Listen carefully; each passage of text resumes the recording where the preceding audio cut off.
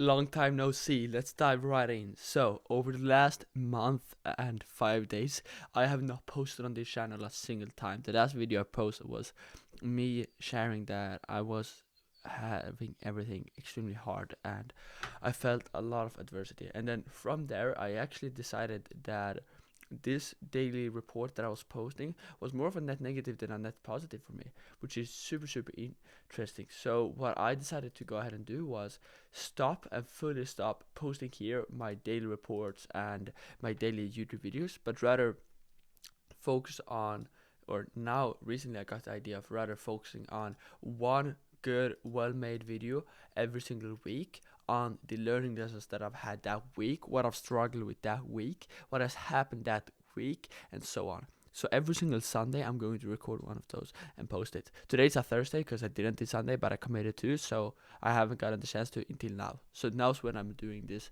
quick little video. But with that said, let's talk about the learning lessons that I've had this last, not just the last week, but rather the last month since I last was on here. So to give a quick recap, when I was first on here was, or when last time I was here was the 18th of December. Since then, we scaled from about 50,000 a month. We only hit 46 actually in December, to now having made 90,000 over the last 30 days and having made 70,000 just this month alone. So that's that. Quite exciting for me, if I could say it myself. And I've hired, I've fired, I've had a lot of learning lessons and so on. This month we've signed 15 partners so far, which is quite good for being us. We hired a third closer yesterday. We found our second PSM yesterday. We're gonna hire and so on. So everything's moving very rapidly, very fast, and I cannot say anything bad the fact that I am so excited for what the future holds. But with that said, let's dive into my learning lessons. So the first one is focusing on inputs and not outputs. I had about a 1 hour rant with my team about this specifically this week, and it was such a profound learning lesson for me, which was that it doesn't matter what you get out, it matters what you actually put in. And it sounds simple, and you probably heard this before, but I'm gonna repeat it and hopefully sell you even more on it, because it's something that I struggle with to this day, and I still have a hard time grasping, and my team did. So I had to have this conversation with them, and now hopefully I get to have this conversation with you and can give you the same mindset shift. I'll read out one of my quotes that I actually wrote on this that helped me a lot, which was, I base my perception of myself on my inputs rather than my outputs. I'd prefer to work 14 hours in a day with nothing left in the tank, but not having made $1, rather than making $10,000 with no work done that day. I'll repeat that last part. I'd prefer to work 14 hours in a day with nothing left in the tank, but not having made a single dollar, rather than making $10,000 with no work done that day. And that really is how I feel about this. And it's became so hard for me to, or it's become so clear for me recently, which is that it doesn't matter what you get out, it matters what you put in, because what you put in is what dictates what you're gonna get out on a long enough time horizon. So if you're looking at outputs, you're just looking on a short time horizon, because the outputs that you get right now, the life that you have right now, is a result of the life that you lived 3 to 6 months ago. Okay, so if you make $10,000 a month right now, it's because of what you did 3 to 6 months ago. If you're a billionaire right now, it's also because of what you did 3 to 6 months ago. And that's what I realized. If you want to change the future, change what you do today. So basically, I've had days where I felt like, okay, I didn't do anything that day. I genuinely didn't do anything that day. But that same day, I closed 1-2 clients. My team closed 1-2 clients, and I felt on top of the world. And then when you think about it more, you're like, do I deserve to feel good right now? Do I feel like I've actually done something of value? Do I feel like I've moved the business forward? Or was the closest that came today just a result of the work that was put in yesterday and the day before and the day before and the day before? That's the question. I'll read out a few out of my tweets. Fuck these gadgets. Another tweet of mine that I tweeted was, if you can't control it, don't talk about it. Which means that it's the same thing about inputs over outputs. If COVID happens and 2/3 of all gyms go out of business, Alex Moses told this story. All of his team would talk about how, oh, they can't do business legally. Like, they literally cannot legally do business. They cannot sign more people up to their clients' gyms and so on. But rather than focusing on what they can't control, they focus on what they can control. They had a policy, which is, if we can't control it, we don't talk about it. And I want to force that policy on my team. And it's a big believer that it's a big belief that I have. If you cannot control it, don't talk about it. I do not talk about what I cannot control. And yeah, that's what I learned there. Because if you only talk about what you can control, you put power in your hands. And I don't know about you, but I would rather have all power in my hands. My wallpaper and one of my, or probably my all-time favorite tweet is, hard work is the goal. The work is the goal. And I can't explain this the way that I feel about it. But I always used to work because I wanted this car, this money, this revenue goal, this girl, this lifestyle, XYZ.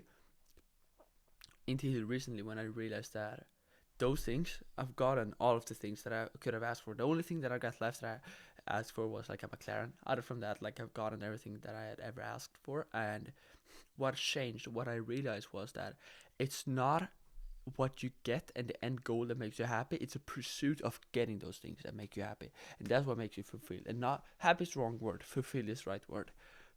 And it's that super super super super like bad quote that everybody has heard before, which is, it's about the journey, not the destination. But I genuinely think it's true. It is so true. And that's when I didn't come up with it. I heard from Hermosi, but is that the work is the goal. The hard work, the day where you know that I couldn't have done anything differently. I put in 100% of my mental effort today. That is the goal. The goal is not the McLaren. The goal is not the girl. The goal is not the lifestyle. The work is the goal. And if you can put the work as the goal, you're always going to be able to say to yourself, did I hit my goal? Did I do what I was supposed to do? And you put all the power in your hands. And the scary thing is, this is the nasty thing about it, you're always going to have a bigger goal than what you're currently able to achieve. Because nobody ever works 100% of the time. Nobody ever works at 100% effort. So it always puts the bar higher. Only you know if you hit that goal every single day. Only you know if you have nothing left in the tank. That's what I want to have keep me up at night. I don't want to be kept up at night because I didn't hit 100k in revenue. I want to be kept up at night if I put in all the work I said I was going to put in, versus if I didn't put in all the work I said I was going to put in. And this month, it's been great. We're tracking to do, like, if we keep on doing what we're doing right now, we're probably going to hit about 100,000 in revenue. Our goal is 120,000. And with that, what I realized was that I shouldn't care about that. What I should care about is if I put in the work that I said I would put in this month. And me speaking super transparently, no, I didn't. I didn't put in all the work I said I would this month. I've had more distractions than I said I would this month. And therefore, I know, not the team, everybody's super proud of me, everybody's super proud of each other, but I know, everybody on the outside, they're also super proud of me, but I know that I could have worked harder. And that's what I want to have as my measuring stick. On the other side, I might go down 1 month in revenue. For example, December I worked way harder than November. I made less money. And everybody was like, oh, you struck, what happened? But no, I know that I did more that month. And that's what I want to have keep me up at night. So I'm still on point number 1, but inputs over outputs, big learning lesson for me. Next one is your identity shift as you grow. This one is hard to grasp. Now, being, I can't say I am that 100k a month entrepreneur, but I feel like I've lived into that 100k a month life and personality now. And being there,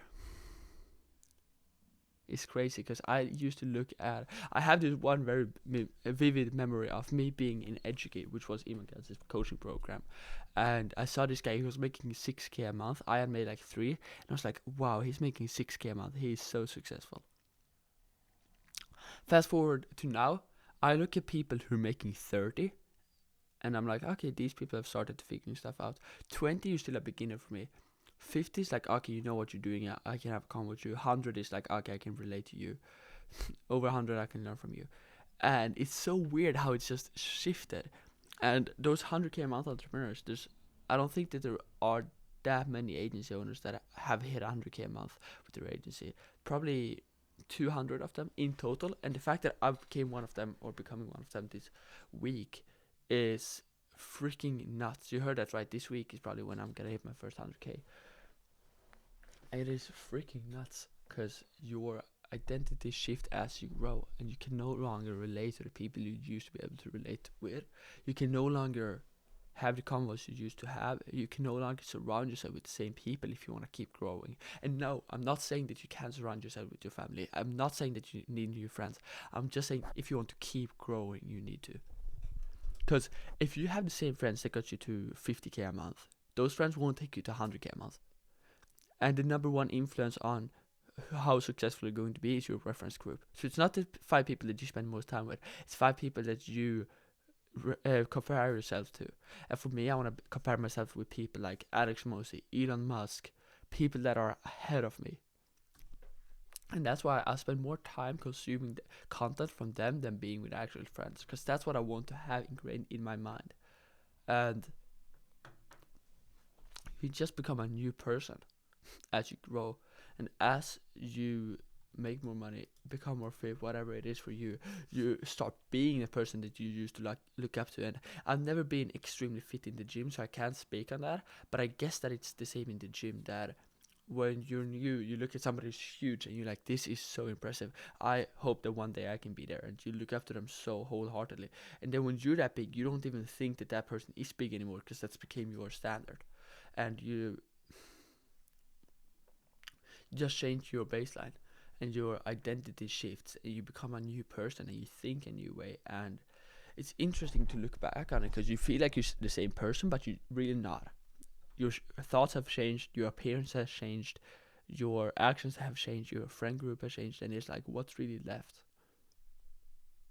If you look at I needed to make my videos private on my big YouTube channel. Big, it has 700 subscribers, but I decided to make my videos private because it was holding my business back. Right now, my business is my focus, and then we are lost out on a massive client from having that YouTube there, a 20 million a year client. So I needed to make everything private there. But what I realized is, if you look at my first video and you look at me today, I'm not the same person. And I'm not saying that I've come that far. It's still day one. I'm still super new. I'm gonna look at myself in a year and laugh at who I am today. But if you look at who I was a year ago, I'm not the same person. I'm a whole new person. And if you look at who I'm gonna be in a year from now, I'm going to be a whole new person. And yes, it's the same flesh, it's the same hair sometimes, it's the same name, but it's a whole new person, and your identity really shifts. That's the next learning lesson. Third, this one I've really learned the last few days, which is sometimes your business just needs you more. There are certain days, certain weeks, certain months, and certain years that you can't keep doing what is told socially that you're supposed to do. Socially, they tell you that, in society, they tell you that you're supposed to work 8 hours a day. You're not supposed to have to work more than that. And it depends on what you're optimizing for. But what I'm optimizing for is growth, total growth, and speed of growth. So I want to build the biggest thing possible, the fastest way possible. That is my goal.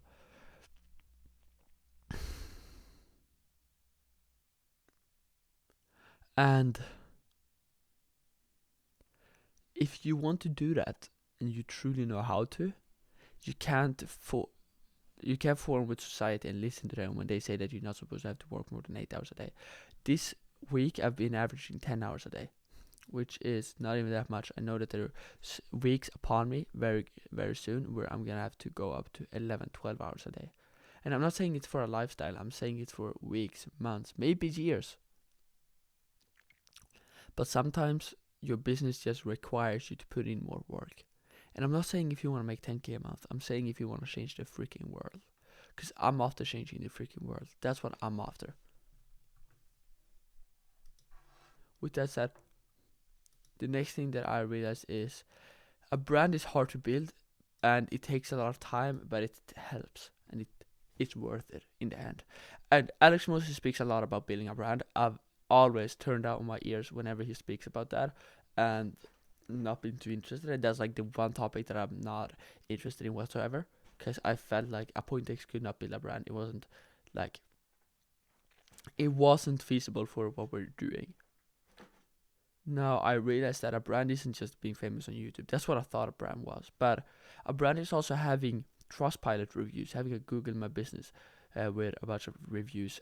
A brand is having good word of mouth. A brand is having a good social media, a good website, having people know about, or at least the people who know about you have a positive association. I want it to be so that if somebody hops off a sales call with my team and they're like, oh, I need to check out your guys' social presence and see if you guys are legit, we should be able to smile and say, yes, please do. I know that's just going to sell you further.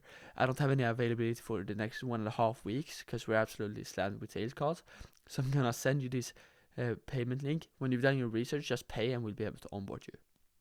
Now, that would never happen realistically, but that's an example of how I want to be able to speak about it. And in the online making space or online making money space that we're in the social media marketing space that I'm in, it's so uncommon for businesses to stay here for the long term. It's so uncommon for businesses that are legit and have that social presence.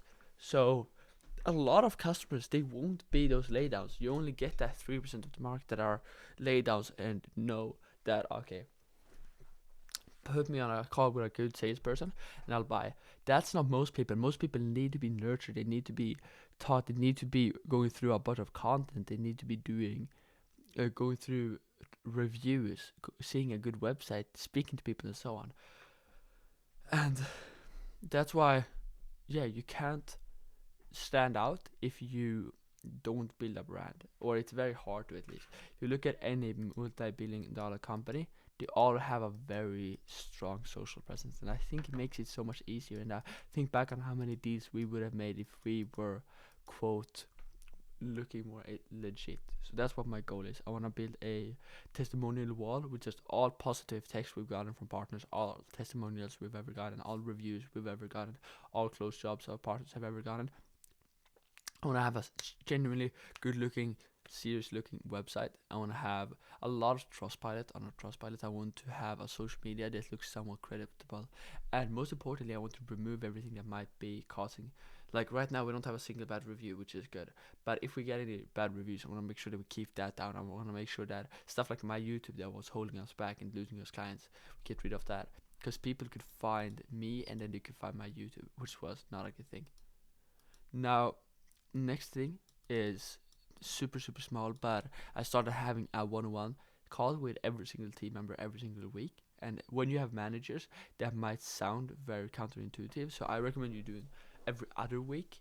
If this is only if you make, like, if you have managers, okay? So now we're talking about if you're at like 70, 80, 100 and more than that revenue mark. It's not for people under that point, so don't worry about this if you're a beginner. Nothing wrong with being a beginner, all of us have, but this is for the bigger players. So I went from having weekly calls with some people, having bi-weekly with some, having no calls whatsoever with some team members, to every single person on my whole team has a 20-minute slot on my calendar every Monday. And I mean every single person. Like, I can say 1, 2, 3, 4, 5, 6, 7, 8, 9, 10, 11, 12, 13, 14, 15, 16, 17 calls on Monday. 1, 2, 3, 4, 5, 6 calls on Tuesday. So we're 80 people on the team, so some of them are people I have daily calls with, but you see how each person on the team I have a 20-minute call with on every Monday. And even if you have managers, I recommend you doing this. At least doing it every other week. Just 20 minutes. Hey, how was last week? Hey, what feedback do you have for me? Hey, what's your goal? Hey, how can we make sure that you hit that goal? And what questions do you have for me? Just that. You can even make it 15 minutes if you want to. But I believe that that is so helpful because I got so many good insights. I got the team to have so much more motivation. Our team has been crushing it this week. I had people who didn't feel like they've gotten hurt the right way. So that was a game changer for me. Yes, it takes a whole day. Like, you need to sacrifice. If you got 18 team members, it takes a whole day. If you got 10, it takes half a day and so on. But depending on how many people you need to sacrifice a lot of, or how many people you have, you need to sacrifice a lot of time for it. But I've never seen it not be worth it. That's it. I'll see you guys later. Goodbye. No, wait, that's a bad intro. That's all the learning lessons I had this week. I appreciate you going through this video. Although I know probably nobody is going through this video, there's nobody here anymore. Like, I don't care, because this is for me, and this is a video that I genuinely will be glad to look back at in a week from now. So let's speak about what happened last week specifically. So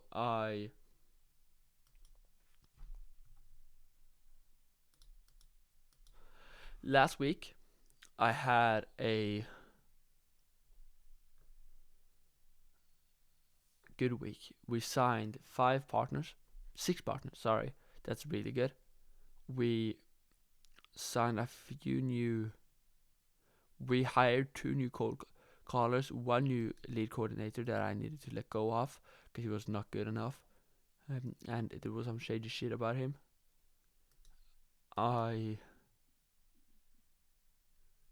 We had 1 client want a refund, or he did a dispute, but we managed to refund him before. But it was a completely new client, which is a good thing. The fact that he hadn't even gotten to see what we have to do, which I see as a good thing, because that means that our product didn't suck. That's not the reason that he left. What else happened this last week? I got a huge realization about a super in-depth, like, complicated thing that we decided on, which was that whenever we get leads that are special case leads, is what we call them, like somebody who's slightly out of area or slightly different from what our partners usually do, because we're in a home improvement remodeling niche. I know this is super niche, this might not be interesting to you, but whenever that happens, we create a form where they can ask the client, hey, or say they can just click in a form, fill in the information, and then say, or automatically send that info to the client and say, hey, do you want this lead or not? They click yes or no, and then that sends automatically over to the lead and books it in or not books it in, rather than them having to manually type our team, ask our partner success manager. Our partner success manager needs to write it up, ask the partner says yes or no, and then we send it back over, and then we call the partner to book them in. Like, we automated that whole process with one button of a click in. What? With one click of a button. I'm funny. With one button of a with 1 click of a button. Sorry, I can't speak right now. So that helped massively. That's it. We're 23 minutes in. I'll see you guys later. Hope you enjoyed this video.